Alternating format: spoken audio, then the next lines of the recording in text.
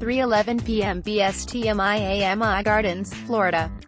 On opening day of the Miami Open, John Smith quickly walked through the West Lawn area as he explored his options.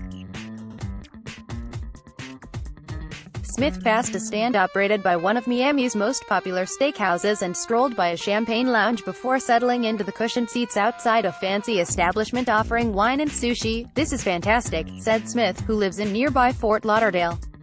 "I think this new home for the tournament is going to be great." For 32 years, Crandon Park in Key Biscayne hosted the Miami Open, and, from the scenic drive over the Rickenbacker Causeway to the spectacular setting just off Biscayne Bay, there was much to love about the venue.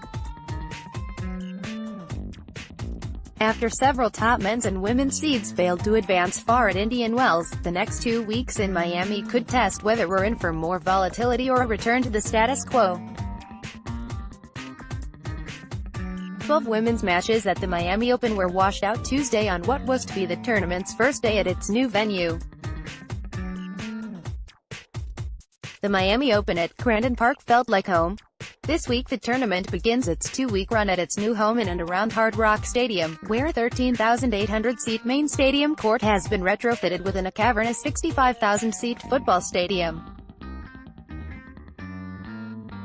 The grandstand and outdoor matches will be played on a tennis campus that used to be a stadium parking lot. The Miami Open at Hard Rock Stadium feels like a massive transfiguration. And the people behind the change are convinced the fans will love it. "A big part of the success of this is that this is a beautifully well-thought-out campus," said Jeremy Walls, a senior vice president of the Miami Dolphins and Hard Rock Stadium.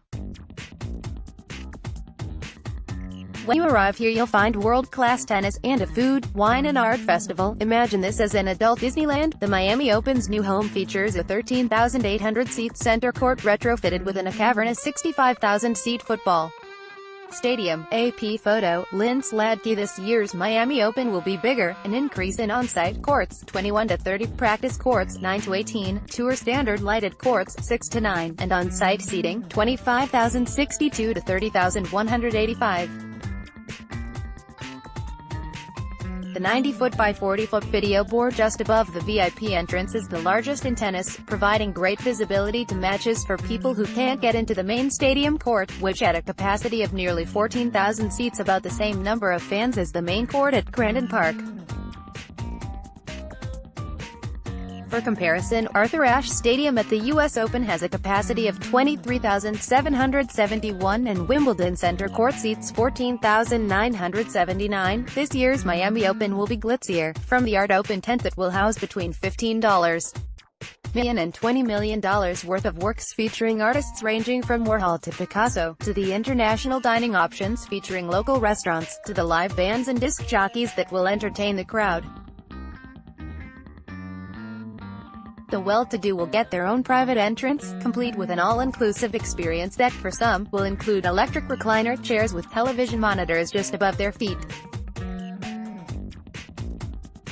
But to the fans who are happy with the previous venue at Key Biscayne, will replacing an experience by the bay with an event in a parking lot be better? Phyllis Webb Williams and Eddie Williams of Miramar, a married couple who showed up to Monday's opening day, still need to be convinced. "We know it's early, but we just don't think it compares to Key Biscayne," Phyllis said.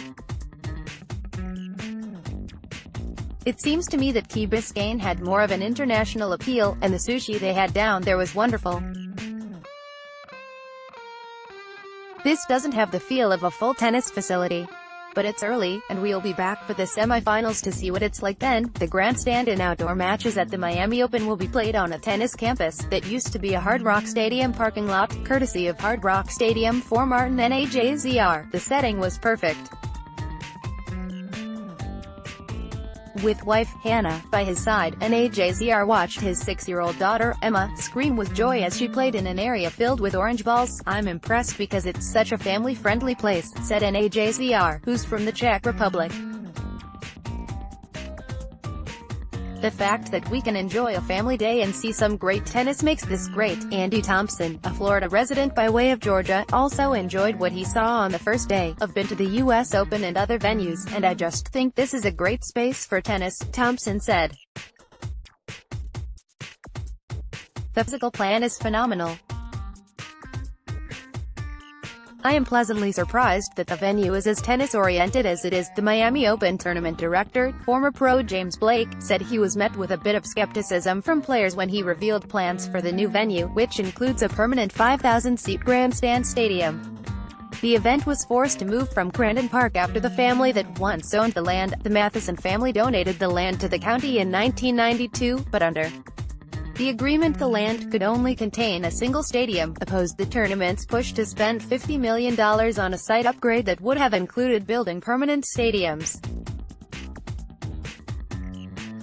Instead of fighting the family in court, the tournament opted to find a new home. The players liked what was comfortable, what they were used to and what they knew, Blake said of the Key Biscayne location. And a lot of them couldn't wrap their head around a tennis court in a football stadium. A tennis tournament in a massive venue is not completely unheard of. The famous Battle of the Sexes match between Billie Jean King and Bobby Riggs was played at the Houston Astrodome and Toronto's Skydome, hosted in a TP tournament in 1990, but it's certainly not the norm, especially as the home for a tournament. And as many of the world's top players got a chance to hit on the courts during practice sessions over the weekend, the reaction has been positive.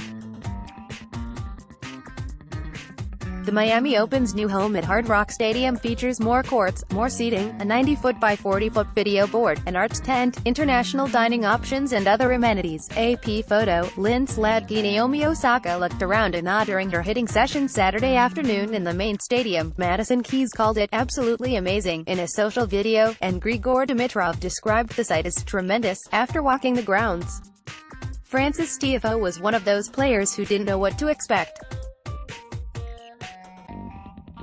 He got a chance to hit on center court Sunday and came away impressed. "This is unbelievable," Tiafoe said.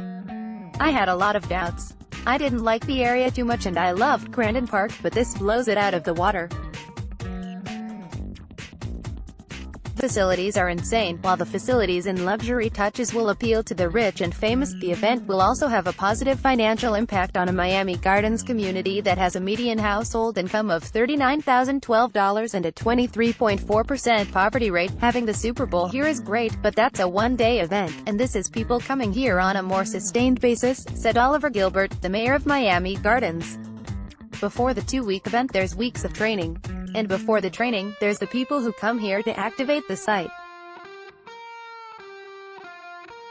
This is pretty big for our community and creates a new entertainment venue for Miami Gardens. Providing a two-week entertainment venue that goes beyond tennis was the intent of the site developers, who envision Miami Open attendees as having an entertainment experience."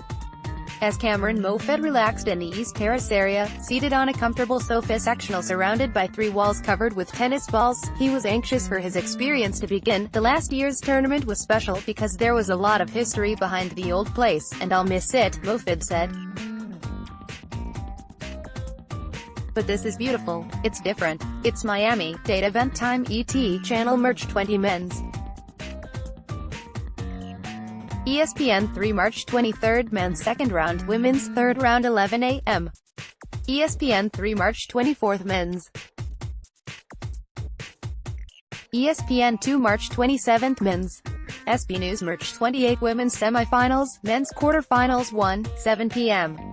ESPN 2 March 29th Men's Semifinals 1, 7 p.m. ESPN 2 March 30th Women's Finals 1 p.m. ESPN 2 March 31st Men's Finals 1 p.m. ESPN 2